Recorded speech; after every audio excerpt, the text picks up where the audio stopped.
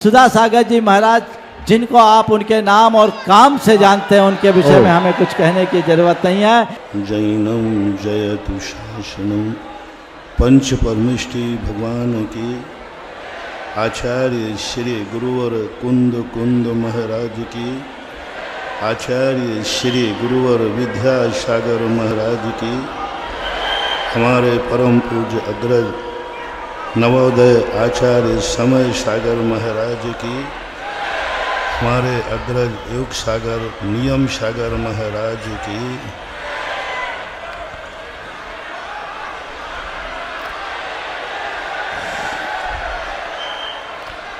अनादि अनंतकालीन सनातन रूप से प्रभावमान दिगंबर जैन धर्म, जिसका अपर नाम श्रमण संस्कृति है। यह श्रमण संस्कृति वह सत्स्वरूप है जिस सत्स्वरूप का न आदि है, न अंत है, न मध्य है।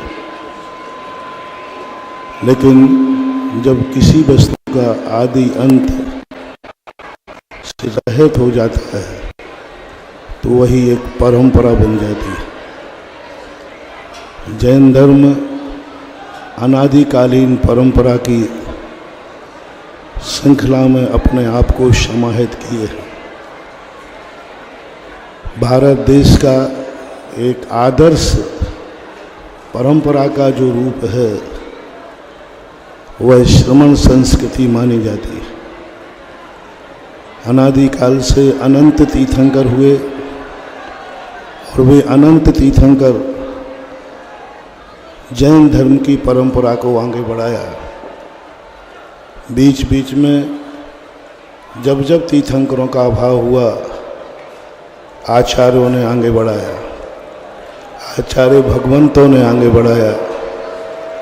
भगवान महावीर स्वामी इस युग के प्रथम तीर्थंकर, ऋषभदेव जगत उपकारी प्रजापति, संसार में आज जो कुछ भी देखने में आ रहा है आदि ब्रह्मा ऋषभदेव की परम उपकारी करुणा का परिणाम है, जो उन्होंने अपने तीर्थंकर पद के प्रोटोकॉल से हट करके सारे जगत के लिए षट कर्म की व्यवस्था बनाई।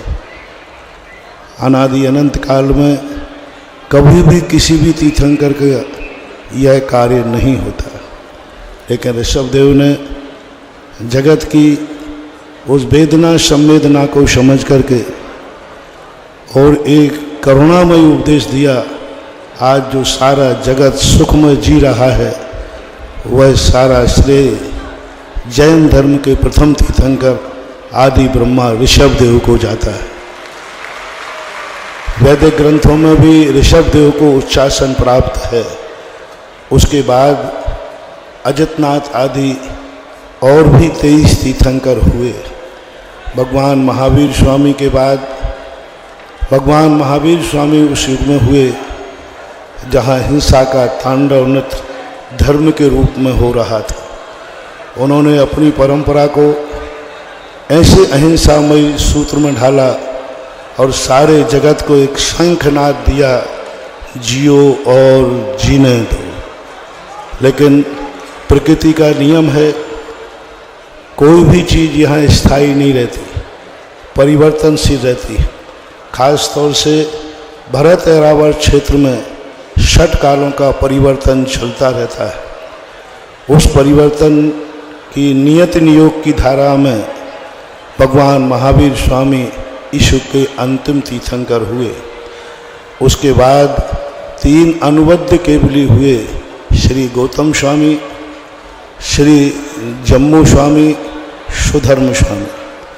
इसके बाद एक जिस परम पवित्र पावन भूमि पर अपन सब बैठे हैं, कुंडलगिरी पर, अननुबद्ध केवली त्रिलोय परिणति यशी वैष्णव आचार्य महाराज के अनुसार श्रीधर केवली ने इसी कुंडलपुर की पहाड़ी पर से मोक्ष प्राप्त करके इस भूमि को सिद्ध क्षेत्र बनाया। उसके बाद कोई भी केवली भगवान नहीं हुए।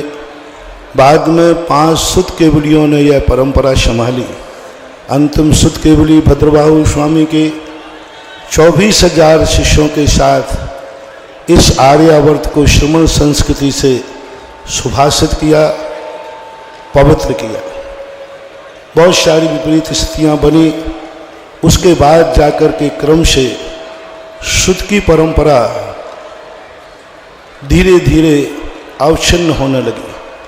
धीरे धीरे शुद्ध ज्ञानावरणी कर्म का क्षेपसम घटने लगा और धीरे धीरे अंगों के अभाव होते हुए परंपरा का निर्वाह करते हुए अंत में अरहत बलि महाराज हुए।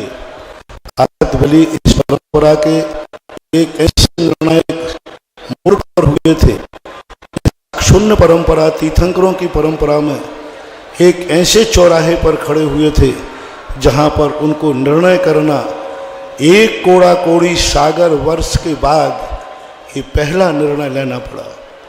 1 कोड़ा कोड़ी सागर वर्ष में ये कोई दिक्कत नहीं आई, लेकिन अरहत बलि के सामने, पूज्यवर के सामने पाटलिपुत्र ने पटना के अंदर एक महाश्रमणों का सम्मेलन हुआ, जिस पर उन्होंने एक ऐसे चौराहे पर स्थित होकर के एक घोषणा की, अक्षुण्ण प्रभायमान संघ की अखंडता को 4 भागों में विभाजित किया और उन्होंने 4 संघों की स्थापना की।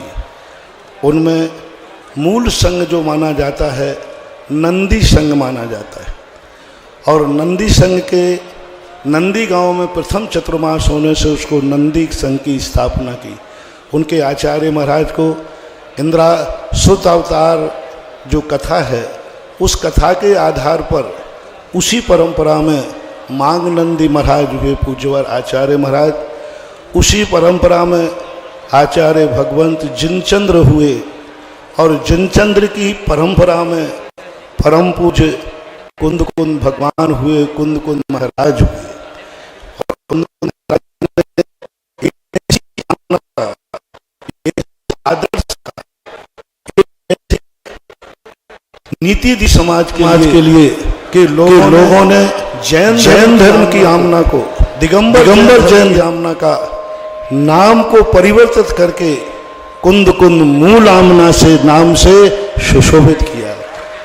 किसी मूल धारा दूसरे नाम से परिवर्तित करने वाला कोई व्यक्ति इतना आदर्श होता है, इतना महान होता है, तीर्थंकरों के समान जिसका प्रभाव होता है, तब कहीं जाकर उसकी बताई हुई परंपरा उस नाम से सुशोभित होती है। आज सारी दिगंबर जैन समाज कुंद कुंद मूल आमना के अनुसार अपने आप की सारी क्रियाएं करता है और उनकी आमना को स्वीकार करने में अपने आप को गौरवान्वित प्रतीत होता है, करता है कि हम कुंद कुंद मूल आमना के हैं। कुंद कुंद महाराज के बाद प्रकीर्णक इतिहास के अनुसार उमा स्वामी महाराज उस आचार्य पद को संभाला, उनकी परंपरा को संभाला। पूज्यवर उमा स्वामी महाराज के बाद अनेक आचार्यों की परंपराएं विभाजित हुई और ये विभाजित होते होते 10वीं शताब्दी में पूज्यवर जिनसेन स्वामी तक आई। दक्षिण भारत के बहुत बड़े आचार्य हुए जिनसेन स्वामी, उन्होंने इस परंपरा को निर्वाह करके अपने रूप में लिया।